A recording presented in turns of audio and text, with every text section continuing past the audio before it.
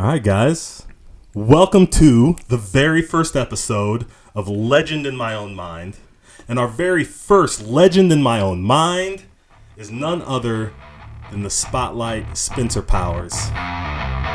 One of my best friends in the whole world, Danny Ridley. Danny? What's up, buddy?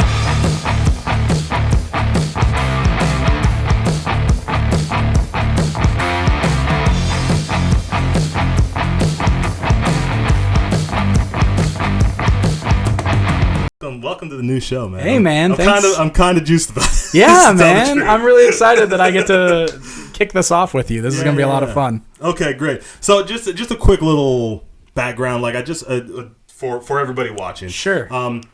Basically, what it is, I'm trying to get myself a little bit re-immersed in wrestling, and I want to meet with some of the people who I respect and love doing this thing with, and man, just chat. It's so busy all the time, and kids and family and everything else. It's even when we get to hang out, it's kind of like there's a lot of other stuff going on.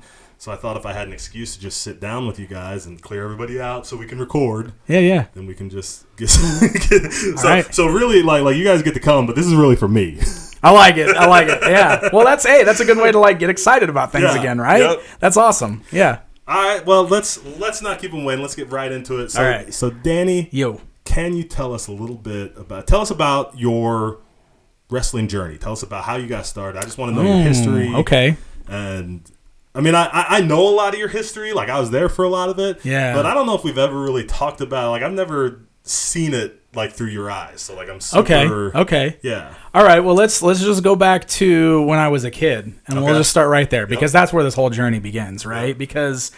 So it's when we talk about being a wrestling fan, I feel like I'm a bit of a latecomer as far as our generation goes.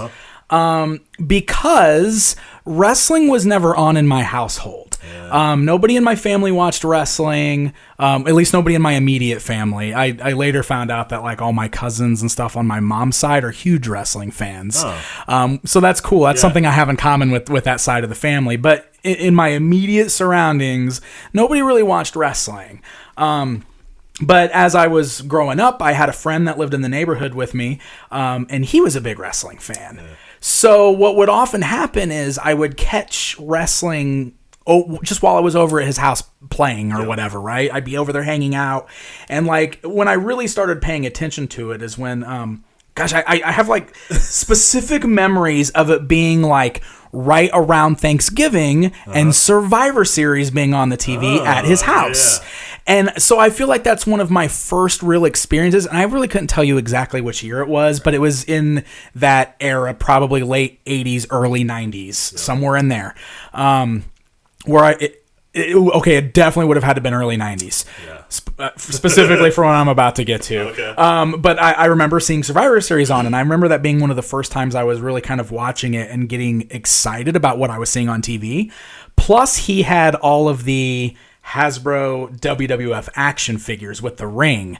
So once I kind of watched that, big plastic. Well, there was the big plastic blue one, and then all the little figures that had the weird little action features, you'd squeeze the Macho Man and let him go and he'd jump. Yeah. Gotcha. So he had all those, and so we started playing with those a lot. Yeah. And I feel like that's kind of my introduction into wrestling, but it kind of became this thing where I realized pretty quickly that my dad didn't like wrestling at all. So he didn't want me watching it because he thought it was stupid. Yep. So it kind of became one of those things where if I wanted to watch it, I had to go over to my friend's house to watch wrestling. So it kind of became that sort of thing. Right. And then it kind of turned into the renting tapes thing. When I realized that the video store had Coliseum home videos. Yeah. Yep. I started regularly checking one out, watching it, taking it back, getting another one. And that's how I started really getting into it. Okay. And that's how I discovered The Undertaker, which is what made me a wrestling fan. That character right there. So that definitely had to have been early 90s. Yep. Because that character just caught my attention right away. There was just something about him that I thought was super cool. And I became an instant Undertaker fan. So I was just really kind of renting all these tapes, and I was watching them, and then I'd play wrestling with friends out in the backyard, and we did all that stuff, the whole 9 yards. But then, of course, when we were in high school is when the Attitude Era hit. Yes. And all of a sudden, the entire world was a wrestling fan. Yep. But I was already there. So I felt like really special that all of a sudden everybody else around me was watching the thing that I was already kind of secretly watching. Mm-hmm. And that just kind of really, really drove the passion for everything because of how big it was in the Attitude Era. Right. And that's when we started backyard wrestling. Yeah. That's really when I became friends with you. Right, yeah. Because us and a bunch of other mutual friends in high school started backyard wrestling like every kid did in the 90s. Like that was just the thing. Wrestling was that big. Everybody was backyard wrestling. And it's stupid. Don't do backyard wrestling if you're going to be stupid. It's dangerous. It's dangerous. And you saw a lot... Disclaimer. Yeah. You saw a lot of... Because that was the time, like, Mankind was big. Right. And ECW was around. Right. So you saw a lot of the backyarders that were doing dangerous stuff. Hitting each other with things they shouldn't be hitting each other with. Yes. Jumping off of things right. shouldn't be jumping off of. We had, like... posts in the backyard and pretended we were in a ring. And, we nailed some posts in the ground and put actual like kite string around it to make ropes, and then just wrestled on the grass, like on the ground. Yeah. Like it was dumb. We really shouldn't have been doing stuff like that. Sure. But we did. It's dangerous. Don't be stupid. Well, and like there's so many. I think.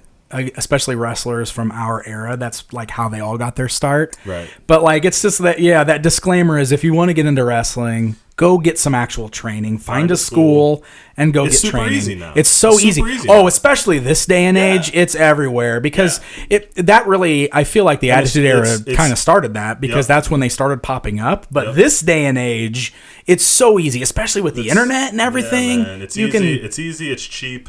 Yeah. If you want to do it, go do it the right way. If you want to do it the right way. Absolutely. Yeah. Absolutely. So it was around that time. So I graduated in 2000. Yep. You graduated the year before me. 99. But it was in that time frame that the local company showed up. Right. Or that I caught wind of, which at the time was Midwest Wrestling Alliance, MWA. Eventually became New Midwest Wrestling. But I found out about it because of you and Scotty. Scotty Cash. Cash. Because Scotty also backyard wrestled with us. And it was kind of one of those things where you guys jumped into... Well, I think Scotty started it first. Scotty and Benz. Because Scotty and Benz were in it first, and me and you used to go and watch them. Yeah. We went to a couple shows and started watching them. And then you joined up shortly after that, and I kind of joined up by accident because I came to a show that night because it had already become my Saturday routine. My Saturday night thing was to go watch the local indie show. And back then it was like everybody was still starting out, so it wasn't really like a full-fledged indie show like you think of today. Yeah. It was like these guys that had a ring and a couple crash pads, and if anybody wanted to waltz in the building and watch them wrestle, we would do that. So it wasn't like a paid show thing. It wasn't professional by any means. But it mostly just friends and family. It was mostly just friends and family. Mostly friends and family in a rundown movie theater. Right. With the ring light at the bottom. Right. Yeah. Right. And I think so this is where we met like Rob and Justin, our buddies Rob and Justin, Rip Mystic and Tom Arson. Yep. But they had gone and gotten some training in Chicago, right? They had got with the LWF. So they went and trained there, which was CM Punk's promotion. So and then they came back here, and that's when they kind of opened up the what eventually became a school. But it was still very like, I don't know, man. It was very Jim Cornette that always calls it the outlaw promotions. Mm-hmm. This felt like straight up what an outlaw promotion would be, right? That's what this started out as. Yeah. But it's the outlaw promotion is a step between a backyard fed and an indie show. Exactly. It's that next step up. Like we've got a ring, well, it's kind of like a backyard show with a ring, and we know how to bump now. Like that's basically what it was. Guys wrestling jeans. And jeans. Nobody had gear. Nobody had boots. Nobody had like mismatched pads. I got this pad from Kmart, and I got this pad from volleyball knee pads and elbow pads. Yeah, absolutely. Everybody was putting pantyhose on their arms like Jeff Hardy and stuff like that. That was like a thing. Or clown paint. Yeah. Oh, yes. Jeff Hardy or you. Hey, like that's just a goth thing. Clown, man. Hey, that's still a thing on the indies, though. Why are there so many clowns that are wrestlers? It's crazy. Anyway. So it became my Saturday night ritual to come watch these shows because my friends were in it, and it kind of blew my mind that I was watching like some actual live wrestling in a ring, because I had never been to a live WWE show or anything at this point. I had only watched it on TV. Okay. So, and I think it's a lot of people can say this, but at that time I had no idea that there was wrestling outside of what I was watching on TV. Right. I didn't know. I didn't know that was a thing. So this was just kind of mind-blowing to me. But I got into it by accident because one night there was no referees for what you guys were doing. Yeah.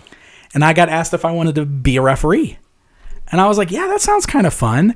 So I remember them kind of, I think you've asked me if I wanted to do the referee thing. I think you were the one that kind of pulled me in. So I remember kind of getting put into the ring pretty quick, with for a real quick training session on what I should do, what I should look out for. Yeah, stay out of the wrestlers. An hour before the show started. Stay out of everybody's way. Count to 3. We'll tell you the finishes, this and that, right? But also that exact same night, which was my very first night reffing, one of the guys wanted to do a ref bump spot. So they asked me if I was comfortable with that, and I said yes. And Tom Arson took me in the ring and gave me a crash course session in how to bump. Okay. So I learned how to bump that night too, and it was the method of hold on to the middle rope, lean back as far as you can, thrust your pelvis in the air, then drop back on your back. So I did that a couple times, and then they brought me in the middle of the ring and they taught me how to regular bump. And I can honestly say it's one of those things that I picked up immediately. Yeah. I was like, I've been doing this long enough now, and I've helped with training a lot, and it's just a fact. I'm not even trying to toot my own horn here. This is just a thing. Some guys can get in there and just do it, right, and some guys can't. Yep. Some guys, it takes, guys or girls, takes time to learn it. Some people never get it. But some people just do it right away. And I was really lucky in the fact that I got in that ring and I bumped immediately and it felt fine and I was okay with doing it and I was comfortable doing it. And I was excited that I got to have a spot where I got to get punched by a wrestler and take a bump. I took a flat back bump on like an uppercut from somebody who I can't even remember who it was right now. But yeah, so that's how I got my first taste of it. That's awesome. But it was after that, they liked me so much as a ref for sure, that I became the ref. Yeah. Poor Danny Erdley is what my ref name was, and I became the guy. Right. And it legitimately got to a point where I was quickly the guy that was teaching everybody else how to ref because they liked the way I was doing it so much. And it was just that thing where, I don't know, I guess I had watched so much wrestling that, I adapted that and knew what I should have been looking for. Of course, I learned a lot as I was going, too. Yeah. But I don't know, it felt very natural and easy for me. Yeah. But while I was doing that, that's when I started really getting the itch and I wanted to do it. So I was coming out to the training sessions at the time, which was we were pretty good. They were pretty. Sometimes Rob threw people over the top rope because he felt like throwing people over the top rope. Anytime Rob wasn't there, the training was pretty legit. But one of my first trainers was Justin, was Tom Arson, and he kind of took to me pretty early and was teaching me a lot of the. He envisioned me, because of my size and everything, being somebody that could wrestle like X-Pac. Yeah. And I remember him teaching me the X-Pac leg drop and telling me the running leg drop that he used to do. And he told me I should do that and this and that. So I just started training with the boys, and just doing it every night. Even though I was the ref when the shows were happening, I was actually learning how to do wrestling stuff at the training sessions. And I was really, really getting into it. So over this core period of time, that's when things got a little more legitimate. Mm-hmm. Things were really shaping up. We were getting some real stuff going on there. Yeah. We were gearing up to start doing actual shows, put on real shows on Saturday nights. And I think we had a Battle Royal or a Royal Rumble one of those nights. We were out on Stockyard at the time, and they needed extra bodies for the Rumble, which is very common in indie shows. Right. So I had these masks that I just had because I'm a mark for wrestling, and I had these luchador masks. So they asked me if I'd be comfortable with throwing on one of those masks and just being an extra body in the Rumble. Yeah. And that's the night that El Diablo Silverado was born. Because I had a silver mask. It's the El Santo mask. It's straight up just El Santo's mask. But I remember it was Magic Man. Do you remember Magic Man? Of course you remember Magic Man. So he was there and he was doing commentary at the time. But somebody like showed him the mask and said, "What do you think this wrestler's name would be?" Yeah. And he went, "El Diablo Silverado." And everybody thought that was amazing. And that became my name. Yeah. And at the time I was like, well, this is just like a one-off Rumble thing. But little did I know that I had just been saddled with a gimmick. Right. So for a little while there, I was doing double duty because they were booking me as a jobber anytime they needed a jobber. Yep. El Diablo was the guy that would come out and just get squashed by somebody. But the rest of the night, I was reffing matches. Yeah. So that's why the mask thing was brilliant, because they just had this jobber to go out there. So that's really how I kind of cut my teeth and everything, right? Like I was whatever they needed me for, I was that guy. Yep. If they needed to put somebody over or whatever, they sent El Diablo out there and he would get squashed or would get beat up in some spot where somebody was raging and needed to beat somebody up. Or that's what El Diablo Silverado was. So that's where I really started getting into it. But I loved it. I loved it so much. And like to the point that like I was going out and trying to like really have gear that looked good. Like I still wasn't wearing wrestling gear, but like I went out and bought like some silver pleather pants, shiny silver pants, and I had my silver mask. And you upgraded your mask. Like, I upgraded the mask. Like the dollar store. Yes. I don't even know. It's like real thick, padded, like the kind. It's like of. The souvenir ones you would buy. That's what I'm trying to think so of. I eventually bought a real one off of High Spots. Yep. It was still the Santo mask because I wanted it to look the same, but it was a legit wrestler's mask. Yep. So it felt different. It breathed a little better.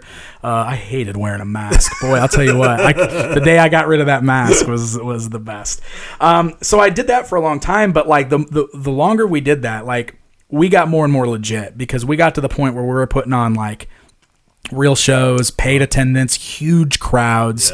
Yeah. Like things were getting a lot more like, real training was happening. Guys were going to clinics. I mean, like this is where things really changed from it being just some outlaw fed where anybody can come in and wrestle to like where we were an actual indie promotion, and we wanted to have guys that were properly trained. We were running a school at the time. Yep. So things really shifted there. And I remember specifically at that time we were running regular training classes, and I was working a late shift at that time at my day job to where I couldn't attend training. So I was coming in and getting one-on-one sessions with you every night. Do you remember that? Yeah. Yeah. So me and you trained one-on-one for a good year or two because I wanted to get my training in. And that's where things really started shifting, where El Diablo was no longer just a jobber. He was like an actual wrestler on the card. Well, by the time we started doing real shows, you were not pulling double duty. Right. I was no longer a ref. I was all in on being a wrestler at that time. I wanted to be a wrestler. Yeah, we used to do practice shows that were like, We would ask. We had some concessions, and we would ask the fan. Like it was available for the fans to donate. We didn't ask. We're like, if you want to help here, you can donate whatever you want here. It was not even one of those where like you walked by and like, oh, we need a donation to come in. It was just like, come on in. If you want to donate, we appreciate it. Right. Then when we actually started doing paid shows and selling tickets, by then you were just El Diablo. You were not. Yep, I was just El Diablo Silverado, the wrestler, and that was great time too. I mean, that was when we were pulling in like 500 seat crowds, which was big back then, and we had never wrestled in front of people like that before, like that many people, and we were having real shows and real matches and building real storylines, and it just felt so cool. But yeah, it was around that time where I really made the shift, and like I was all in and taking it very seriously at that time, and I was having those one-on-one training sessions with you, and I still remember there was the one night where I came in. I'll never forget this night because I feel like this was the shift for me. You and I were training, and we were running through spots, and you were just kind of you were teaching me one-on-one, and you were the trainer, and you were running through spots and everything with me, and we ran a bunch of stuff and went through a bunch of stuff. And I don't remember what spot it was specifically we did, but I remember you standing up and turning around and looking at me and going, when did you get so good at this? And I just remember that felt really good. But I feel like that was the shift, because I feel like that might have been where I was getting it, where like it was all clicking and things were coming together, and I was understanding what my role was and what I was supposed to be doing and what I was supposed to be doing in the ring. And that's where things really started to feel that way. Because I remember leading up to those shows, specifically in the early days at Soccer World, I was always like terrified of going out there and having my match. I don't know why, but I was excited to be a wrestler, but nervous to actually be out there wrestling. And I don't know, like you get to this point where that part of it goes away, and like you walk through the curtain and all of a sudden you feel like that's where you're supposed to be.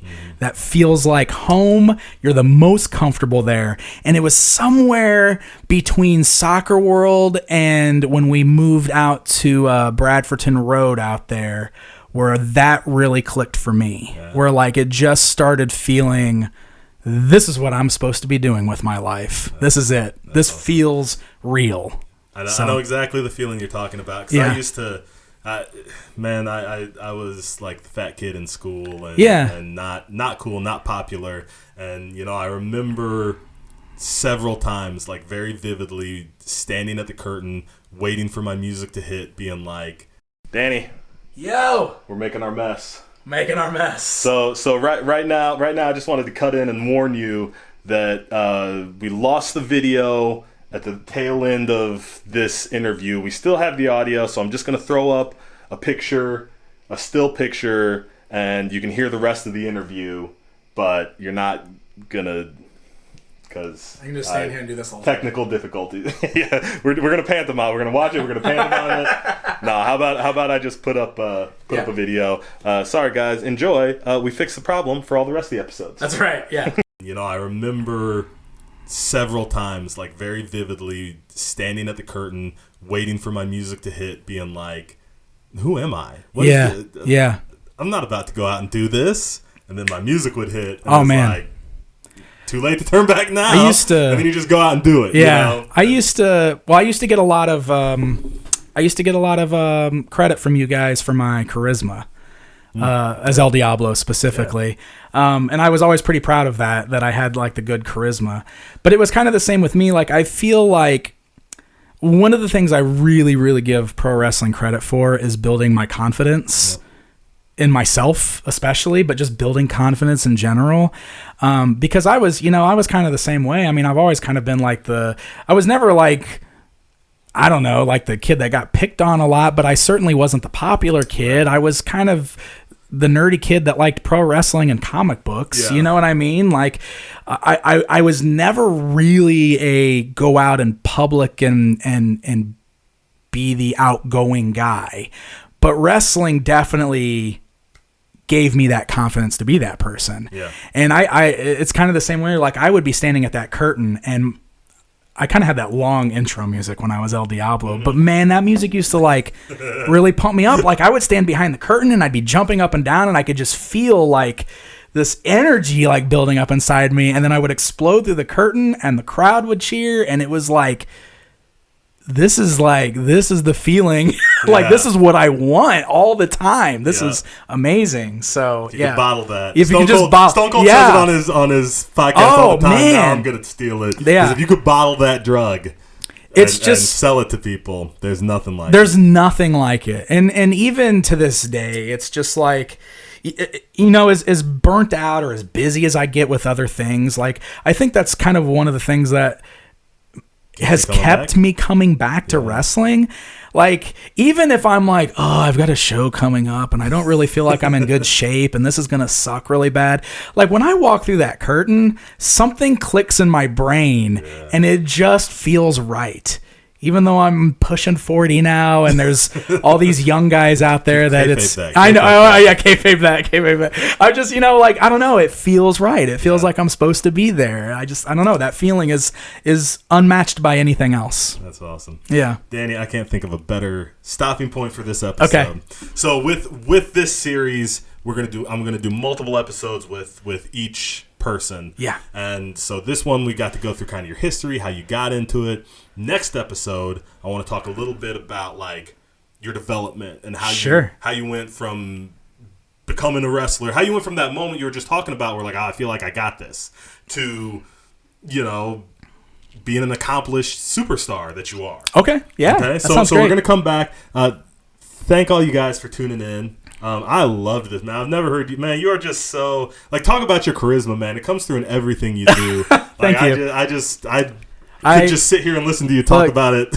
I credit wrestling for that, and I'm sure we'll talk about this at some point too. But like, wrestling has given me this confidence for everything that I do, including the Pixel Dan thing and everything. I credit wrestling for all of that. It's amazing. It's amazing how when you find something that you're passionate about, and get good at that, when you find mastery over something, right, it bleeds out into the whole rest of your life and everything you do. Yeah, absolutely. It's important. It's important. Do find the thing you love and do it. Do it. It's a life changer. Seriously. Find the thing you love and do it. Yeah. And I hope you love subscribing and liking do it. And commenting and do it. all that YouTube stuff. Danny, thanks. I'll see you next week. All right. See all you guys next week.